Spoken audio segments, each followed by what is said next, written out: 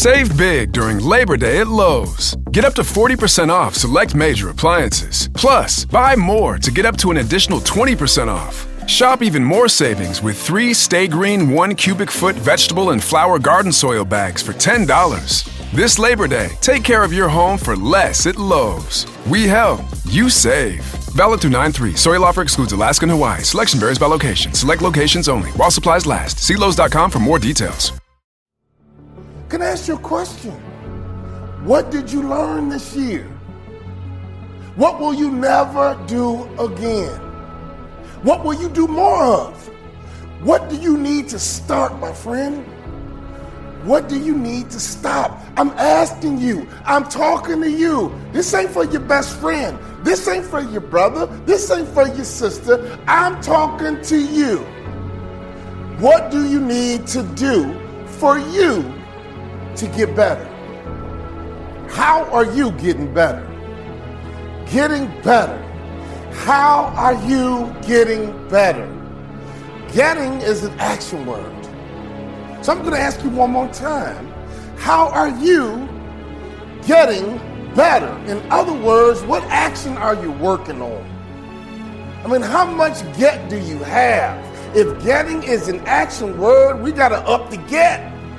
If life is a journey, who you are right now is just a point of reference. You must be in constant development. Who you are right now is not the final version of you. Every year you must get better. See, your mentality might be average is okay, but okay ain't gonna get you promoted. Okay ain't gonna get you to the next level. Maybe you need to work on your work ethic. I mean, you gotta have a strategy to get better. How are you getting better? Just like fine wine, your value should always increase over time. But it don't happen naturally. You got to be intentional about getting better. You got to understand your strengths. You got to understand your weaknesses. Fine wine gets smoother over time.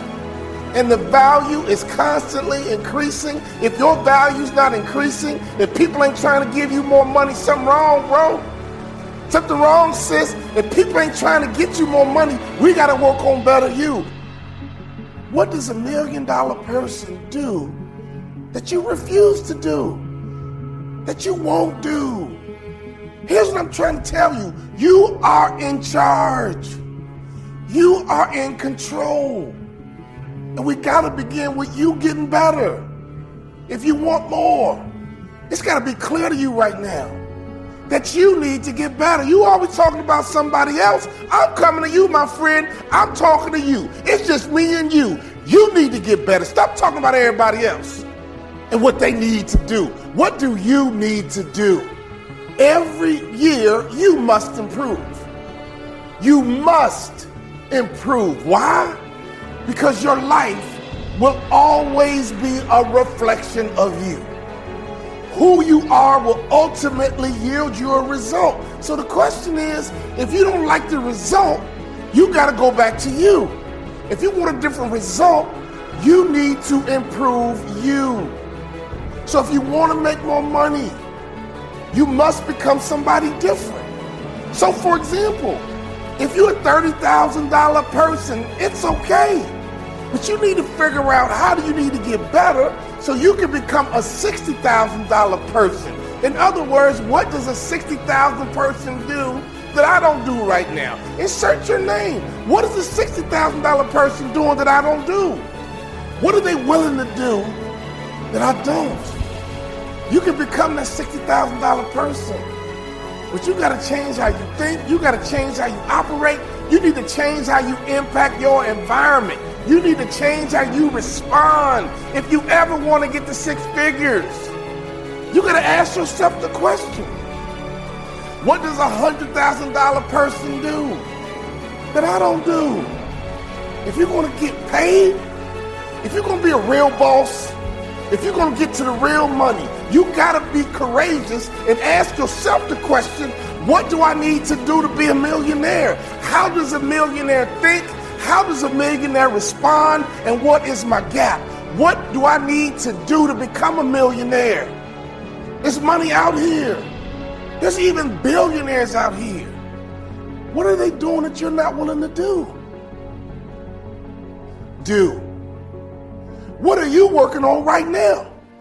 I'm not talking about next week. I'm not talking about next month. I'm not even talking about next year. Right now, what do you need to be working on? What is your strategy to get better? If you don't have a strategy, you're going to stay the same. My friend, what is your strategy to get better? What's that one thing?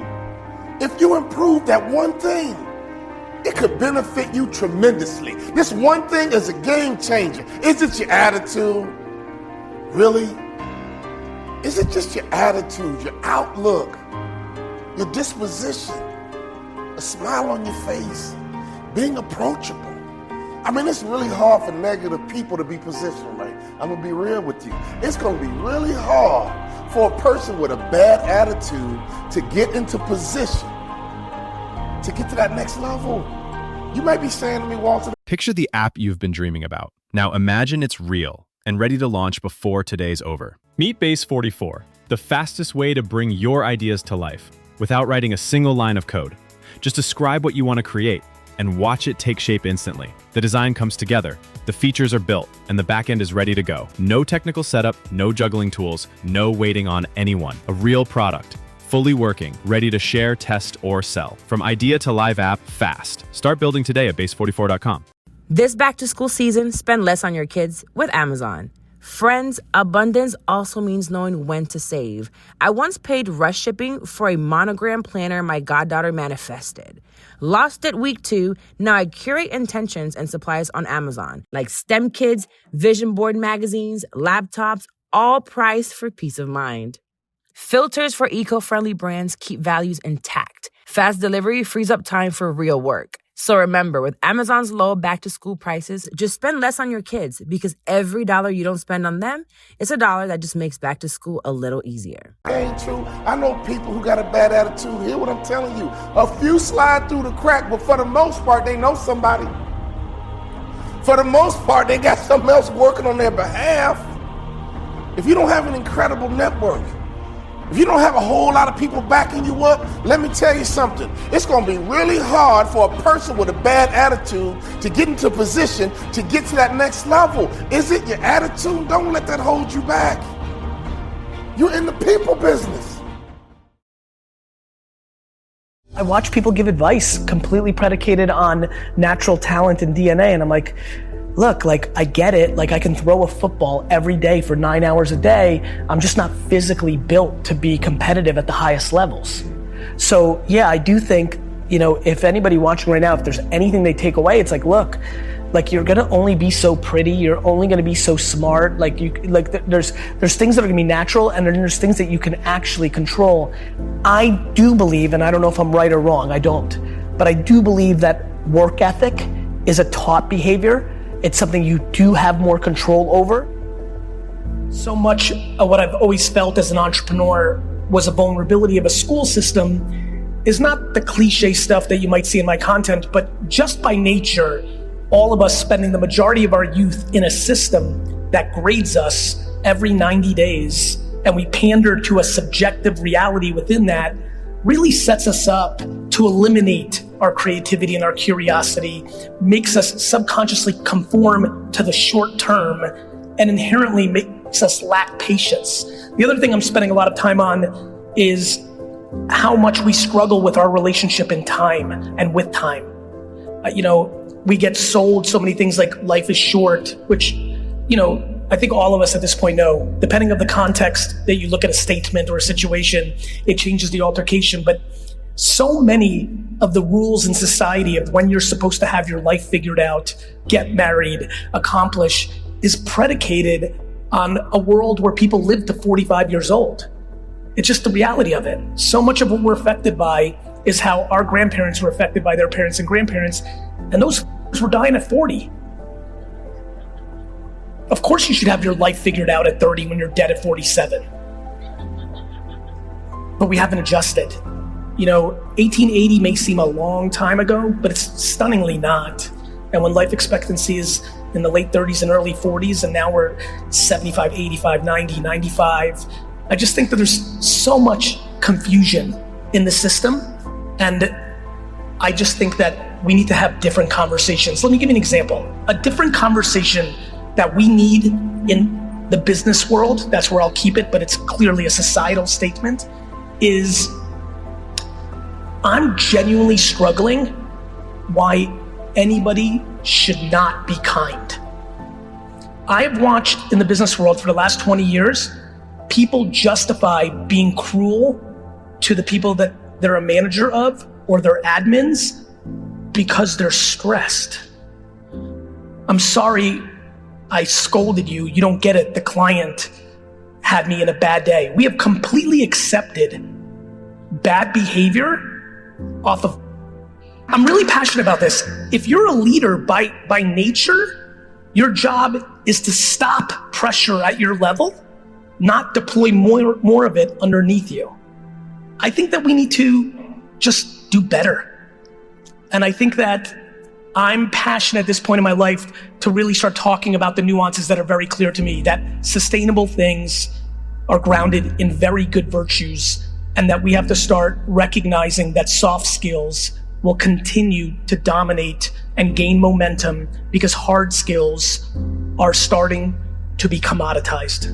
The most insecure place I've ever been in was the fear of confrontation, which blows people's mind because on stage and public persona, candor is my strength.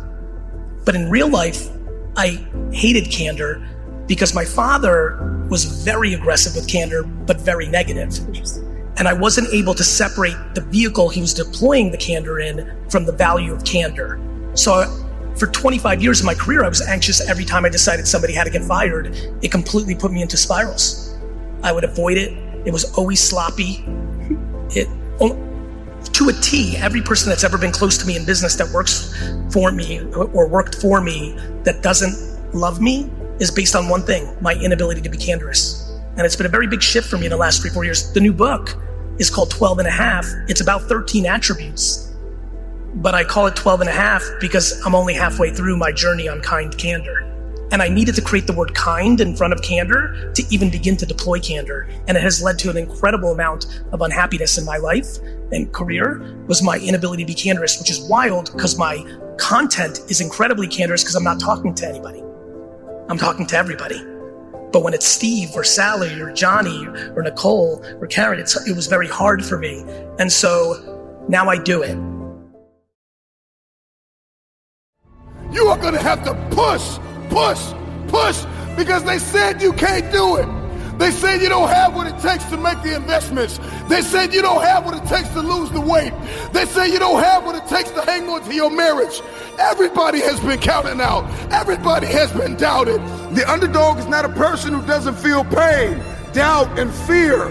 The underdog is a person that turns that pain, that doubt, that fear into their fuel. Your story is not your fortress. Your story is your fuel. If you came from a place where you had nothing, that's everything that you need. The underdog is like music to his ears. Tell me I'm not good enough. Tell me I'm not strong enough. Tell me I won't finish. There is this intrinsic emotion, this instinct. You have just awakened the lion in me. And so an underdog is just somebody who refused to live in the setback. It is a person who rebels against your reality. Your reality of me is that I'm not enough. Your reality of me is that I'm not qualified. Your reality of me is that I'm not quick enough. I'm not fast enough. I'm not tall enough. I'm not linear enough. This is your reality. My reality of me is that all I have is all I need. I'm coming after everything you said I couldn't have.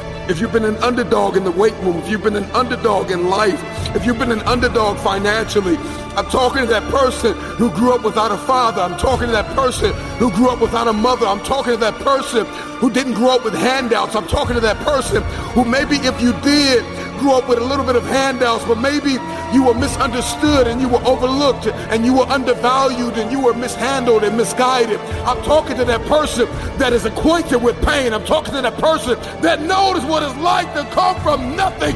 And so you literally have nothing to lose. And the only thing that's in your hand is a dream. The only thing that's in your head is I have what it takes to get to the top of that hill. Because I am not the wolf on the hill. I am the wolf climbing the hill. I have nothing to lose. You have a fear of success. Some folks have a fear of failure. You have a fear of success. You are afraid. You are afraid to be successful. You've been broke so long that it's become a part of who you are. You've been in lack so long. You've been in poverty so long. You've not been able to go and splurge. You have not been able to go and enjoy life to its fullest. And you are afraid. You are afraid to be successful. You are afraid to succeed. Now there's another group. You're watching me. You're watching me. You are afraid. Afraid of what? You're afraid of failure. You're afraid of trying. You prefer to say, well, if I don't try, then I could always say that I could have done it if I wanted to do it. All right? And I challenge both groups. I challenge those of you who are afraid of success to give it a shot.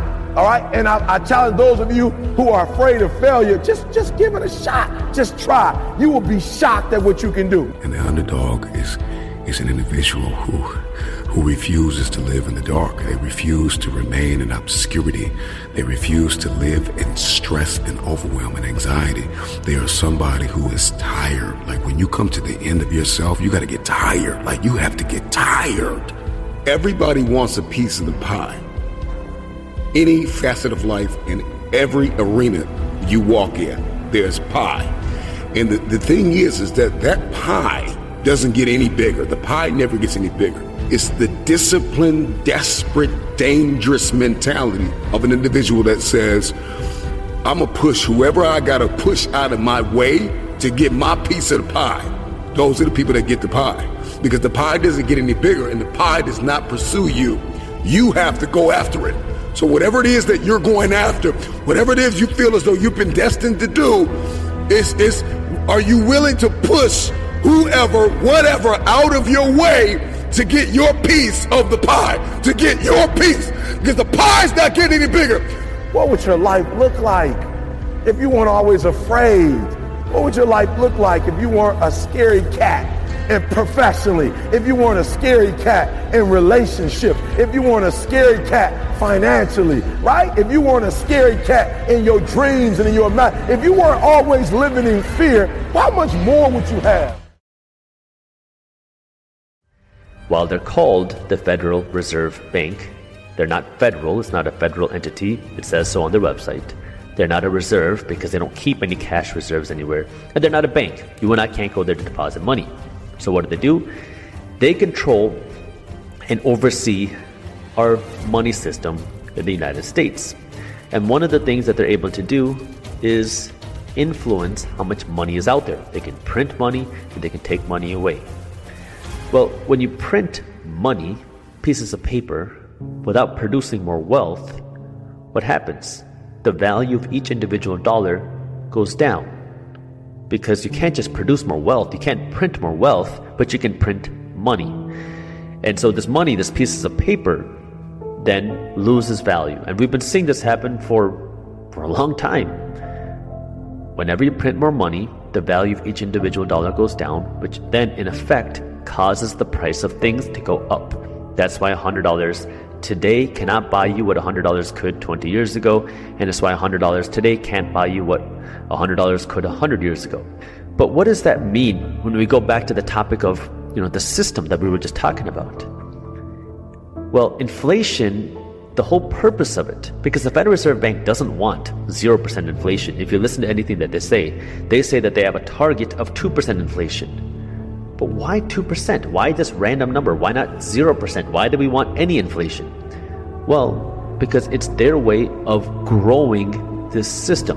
See, inflation disproportionately benefits the financially educated and the wealthy, and inflation disproportionately hurts the financially uneducated and the poor.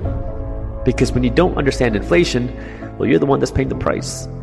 If you leave your money in the bank and your bank is paying you 0.1% a year in interest, while inflation is 5, 6, 7% a year, you're losing value in the bank.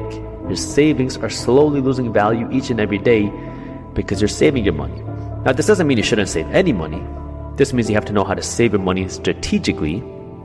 That means save your money for an emergency, save your money for an investment, or save your money for a big purchase. But then beyond that, why are you putting cash aside? Well, it should be to invest. But now going back to that question of the system, right? What does inflation do? It grows the economic system. It encourages more spending, more dollars out there. And so who does that benefit? It benefits the economy.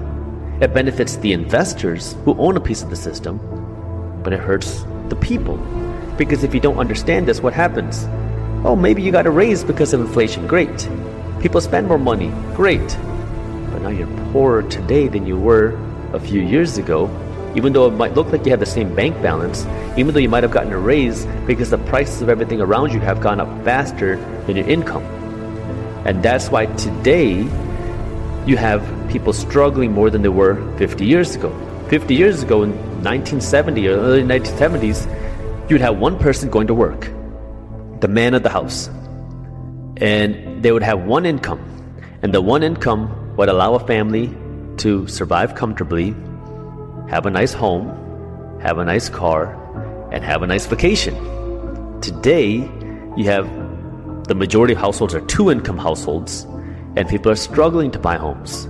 People are struggling to afford a car. People are struggling to have any sort of freedom to go on a vacation or really do anything, even though we have two-income households today as opposed to one-income households in the 1970s. So what's the difference? The value of the dollar is dropping. This grows the system. This benefits people who understand the system, the investors, the financially educated, but it comes at a price. And the price is at the expense of regular people. This is why now, when you understand this, you have to change the way you look at money and change the things that you do use with your money. Because if you're making money just to spend it, well, now you're making everybody else rich at the expense of your own wealth. What I'm saying is make yourself rich before you make everybody else rich. I don't want you to never have the nice things. I want you to have the nice car. I want you to go on the nice vacations. I want you to have the nice home, but I want you to be able to afford it first. And right now, the most important thing financially is to make yourself rich first. And ironically, the people that are looking rich are sacrificing their real richness. But if you want to actually become rich, well, you're not going to be looking rich when you're trying to become rich.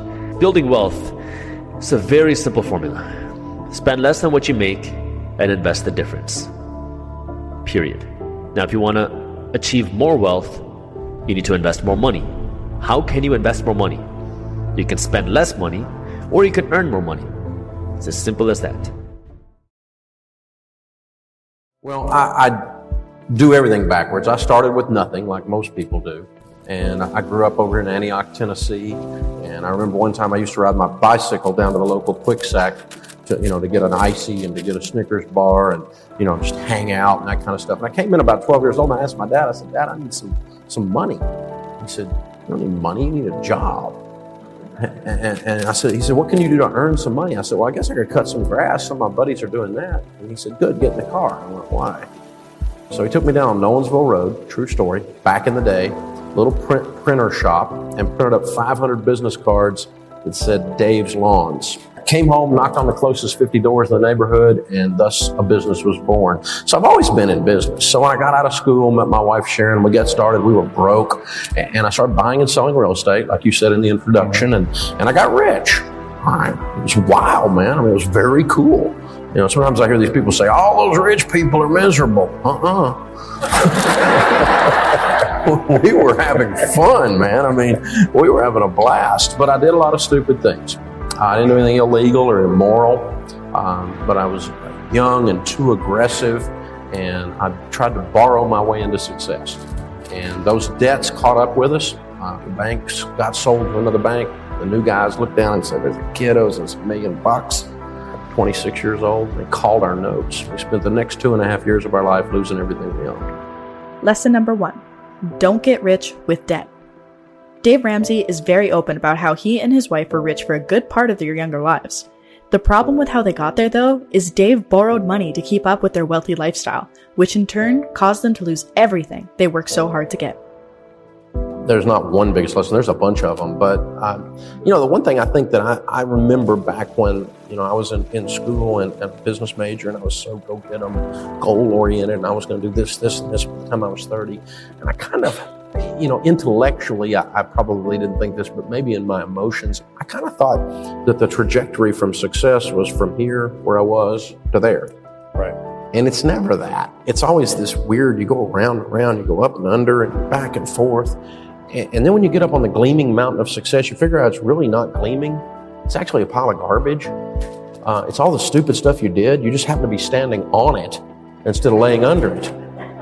And so, when I've met with people who have grown huge ministries, Franklin Graham over at Samaritan's Purse, Billy Graham's son, or you meet with even a Peyton Manning, or who's at the top of his game, or you go and you meet people who are, big time successful in whatever industry or ministry they're in. They are people who have made a lot of mistakes. And so just be ready for all the mistakes and the pain that goes with it and the course correction that comes with it. And just don't quit then. The number one character quality probably of successful people is they persevere perseverance. Right. And just don't quit. Right. Because you're gonna do things and you look back and go, gee, it's like looking back at your high school pictures or something. You're kidding. How was I that stupid? How was that geeky? It couldn't have happened to me. But you look back and but we had hair. Yeah, we had hair then. We had hair. That's true. Scary. But and so be aware that mistakes are part of it. My friend John Maxwell, who writes a lot on leadership, has a great title to a book called Failing Forward. Lots of non-fatal errors. And, the old saying, what doesn't kill you will make you stronger. And just know that, okay, that I'm not going to ever do again. Set that one over here. That one I'm not ever going to do again. Set that one over here. And you pile those up, and eventually you stand on enough of those, and it's called wisdom. Lesson number 2. Failure helps us get to the top. Everyone has faced failures at some point in our lives. The key to making sure that failure doesn't suffocate you or make you feel like a bad entrepreneur is to remember everyone in business has gone through it and survived. If you want to be a successful entrepreneur, you need to learn from those failures and use those lessons learned to make it to the top. What I have discovered now 30 years later is that money makes you more of what you already are. It magnifies the good and exposes the bad brightly. If you have a temper and you get money, Lord, help the people around you. You will be a rageaholic tyrant. You will be out of control. If you are generous and give and you get money, you'll become what the world calls a philanthropist, and you will impact entire communities with the wealth that God allows you to manage. You become more of what you are. Lesson number 3. Money doesn't change you. It amplifies you. That old saying, money changes people, isn't entirely true. As Dave says here, money helps you become more of what you already are. It can help you ruin or change lives, but it isn't the money's choice on which way you will go. That choice is entirely up to you. Passivity is not an option for a real leader. Your business and your team will be paralyzed if you're an indecisive leader. As a young leader, when I first started, I found myself in situations where I just didn't know what to do. Now, I'm a high DI on the DISC, which means I make decisions very quickly, and if it's the wrong decision, I'll just make another one. So I wasn't always indecisive, but I was insecure. I didn't know if I could pull this off. I didn't know if this decision's right. Now, there's very few times you know where the decision's right or wrong, but these days, after doing this for 20, 30 years now, I kind of know certain situations, and so it appears that my patience is running thin. That's not it at all. I just made the decision with a lot more confidence because I've already been there, done that, and I know what to do. Shut up, we're going. Boom. You seem to not think about that very much. Did you take all the things into consideration? 25 years ago I did. So it's easier now. But when I first started, I didn't know what I was doing. I was scared. Every time you take a step, is it the right step? Am I going, is this one going to sink? Am I going down here? Is there a problem? And it scares you to death. Indecision, truthfully, in my case and in yours, when I was indecisive in those early days or insecure in those early days, it's caused by one thing, and that's fear. The only reason people won't make decisions is fear. And if you don't say you're afraid, then you're not being real. You're a liar. You are unsuccessful, overweight, broke, sad, depressed because of your excuses. And until you cut them out, you will remain the individual that you do not love. You want to start loving yourself? Stop filling your mind full of... If you want to see success in your life, you got to stop comparing your life to somebody else's. They might have had it easier than you, but nobody cares, and your goals definitely don't. You need to put the work in and find a path to success anyways, because just getting mad that they had it easier than you did is not going to get you to the end goal in the first place. It's time to wake up. It's time to take advantage of life's opportunities and step into your power.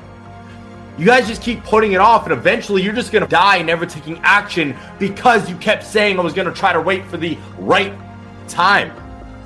What kind of game are we playing right now? Ego is one of the main killers of success in this world, because a lot of you guys will not let go of the ego in order to level up into the individual you've always wanted to become. Close your mouth, open your ears, and listen. If you want to grow as an individual, you need to be yourself. If you want to grow as an individual, you need to be yourself. Stop trying to be like someone else to impress individuals that you don't even know. It's not going to get you anywhere. All it's going to do is make you resent the persona that you've put onto the world, and eventually you're going to burn out and crash, lose passion for the thing that you are currently pursuing, and give up on your dreams. I am a 28-year-old entrepreneur, all right, who makes multiple 7 figures a year, owns a 20,000 square foot gym, has built and accumulated multiple 7 figures, all right, and multiple massive audiences on social media. I live in a 5,000 square foot home with my beautiful wife and my beautiful 3-month-old baby boy. I drive a brand new 2021 Audi R8. So those are kind of little credentials, all right? The reason why I wanted to say this at the beginning is because I know there's going to be somebody who's like, you bro, you have no idea what success is. I also think it's important to kind of give you a little bit of an insight into who I am. Maybe this is the first episode you are ever listening to, so you can then be like, you know what? Even though I don't really like this guy, he kind of has a point when he's breaking down. So let's be open to his opinion. You need to make a decision at some point in your life. You're tired, go to bed earlier. Stop, you're tired, and that's why you can't work on your goals. All right, you're out of shape, go to the gym or work out at home. Stop making excuses. You could literally sit down and bust out 100 push-ups in between watching your favorite TV show. I did it yesterday. Now, again, I've been doing push-ups on a continual basis almost every single day. You guys will see other individuals see success, and you'll be like, they have good genetics. They had a better childhood than me. They got lucky. They hit the lottery. They had help. They have a support system. Focus on what you can control.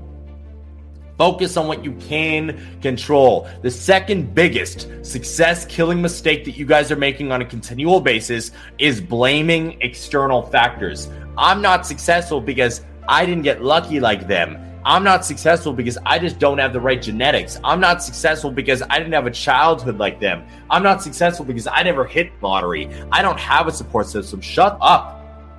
Stop blaming, all right, external factors. You will never get anywhere by blaming things that you cannot control.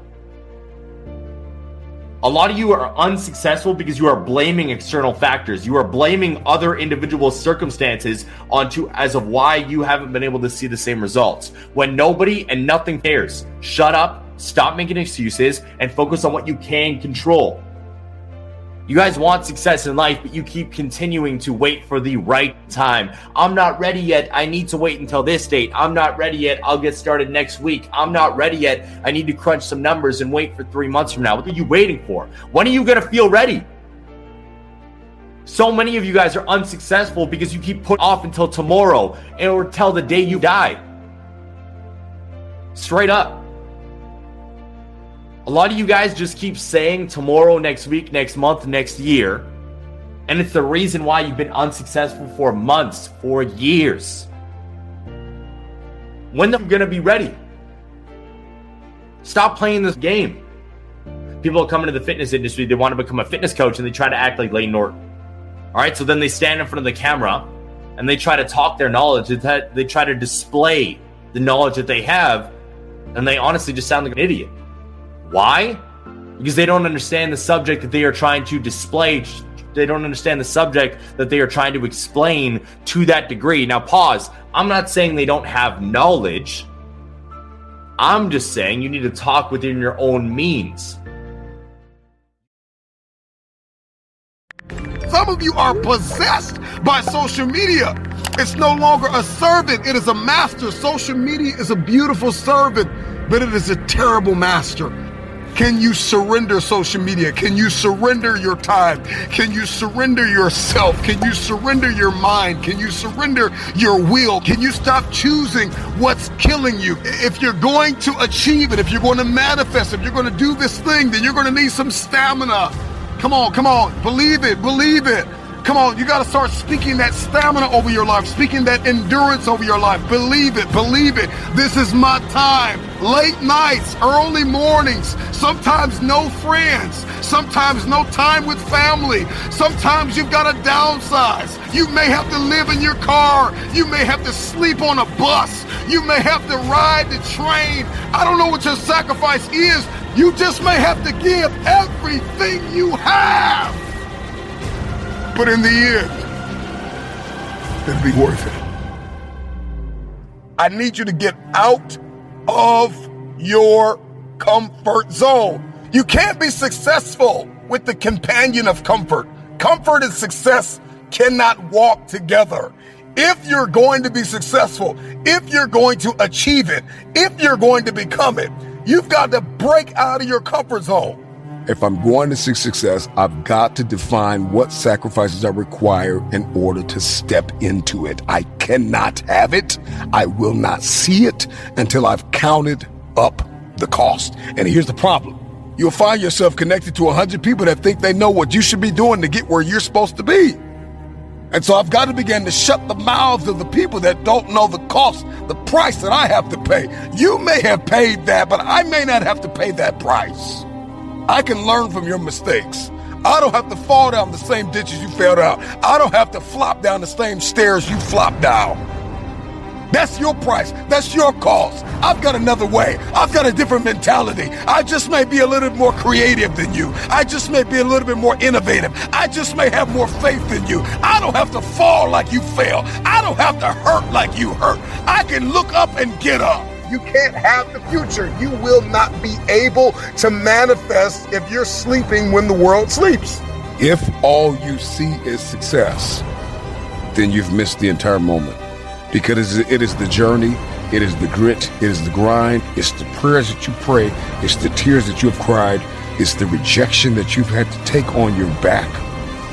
When life pushed you down, when everybody said you are not enough, when you told yourself, I quit because I can't finish, and you got back up the next day and kept going. Boss up and admit that you are afraid. You are afraid to fulfill destiny. You are afraid to manifest. You are afraid to evolve. You are afraid to give it everything you have because you are afraid that people will reject you. You are afraid to change. You are afraid to move. Boss up and admit that you are afraid. Michael Jordan has a $2 billion net worth. That's beautiful. But what was the cost for all of that? How did he win games? How did he win championships? How hard did he practice? How crazy was his faith? How many vacations did Michael Jordan have to turn down? How many parties did he have to walk out of? How many people had to be amputated out of his life? Everybody wants to celebrate the $2 billion evaluation of his enterprise, but it came at a cost. It came with some sleepless nights. It came with some long practices.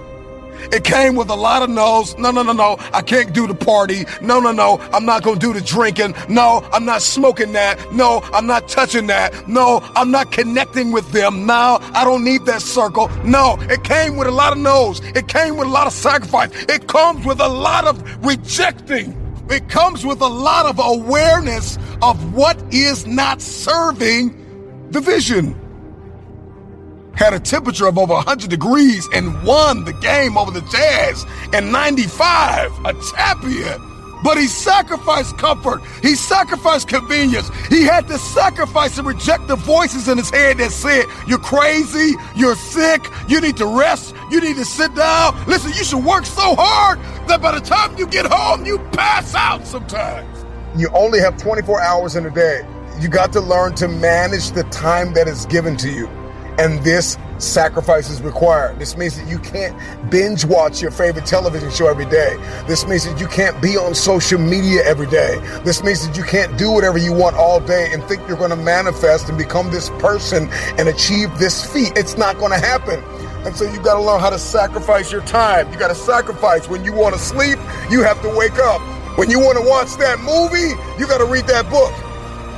If you want the future, you gotta sacrifice your time. Where we spend our time is what we value most. And so if I'm spending my time watching TV, if I'm spending my time drinking that alcohol, if I'm spending that time smoking substances, if I'm spending that time kicking it with people that don't add any value to my life, partying my life away, I'm just gonna be average. I'll never fulfill my destiny because I spent too much time doing things that don't add up. Destiny has an equation. Something plus something equals your destiny. And sacrifice is a part of the math equation. So you got to surrender your time.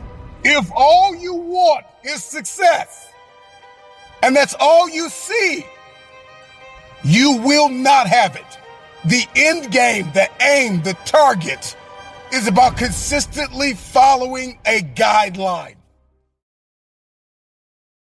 That all those things improve the odds of success. Okay. I mean, if other people are putting in 40-hour work weeks and you're putting in 100-hour work weeks, then even if you're doing the same thing, you know that you will achieve in 4 months what it takes them a year to achieve.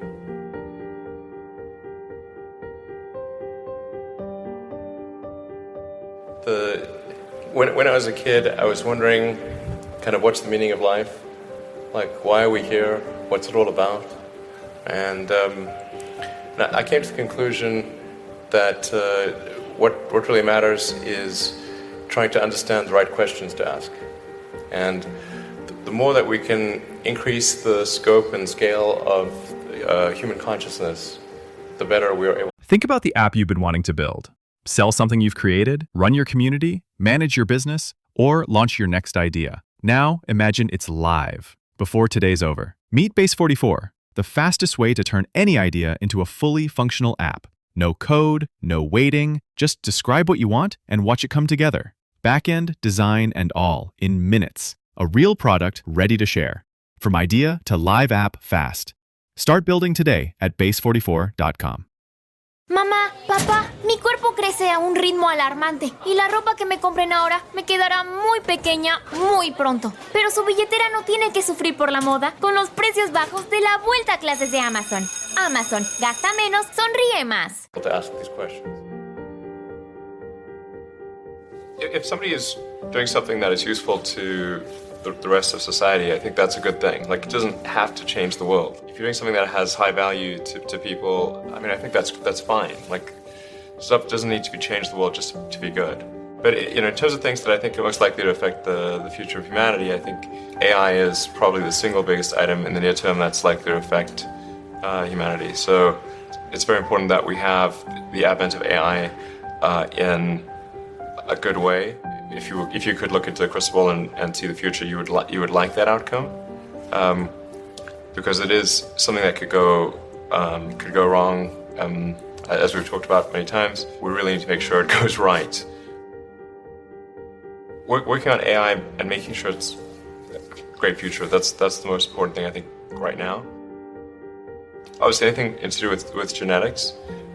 If you can actually solve genetic diseases, prevent dementia or Alzheimer's or something like that with genetic reprogramming, that would be wonderful. So I think this genetics might be the sort of second most important item.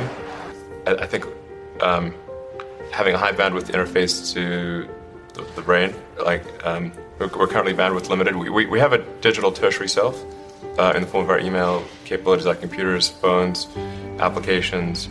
We're effectively superhuman. but we are extremely bandwidth constrained in that interface between the cortex and your sort of that tertiary digital form of yourself, and helping solve that bandwidth constraint would be, I think, very important for the future as well. On signal over noise, a lot of companies get confused. They spend money on things that don't actually make the product better. So, for example, at Tesla, we've never spent any money on advertising. We put all of the money into R&D and manufacturing and design to try to make the car as good as possible. And I think that's the way to go. So for any given company, just can keep thinking about, are these efforts that people are expending, are they resulting in a better product or service? And if they're not, stop those efforts. You may have heard me say that it's good to think in terms of the physics approach, or first principles, which is, rather than reasoning by analogy, you boil things down to the most fundamental truths you can imagine, and you reason up from there. And this is a good way to figure out if something really makes sense, or if it's just what everybody else is doing. And it's hard to think that way. You can't think that way about everything. It takes a lot of effort. But if you're trying to do something new, it's the best way to think. And that framework was developed by physicists to figure out counterintuitive things, like quantum mechanics. So it's really a powerful method. You guys are the magicians of the 21st century. Don't let anything hold you back. Imagination is the limit, and go out there and create some magic.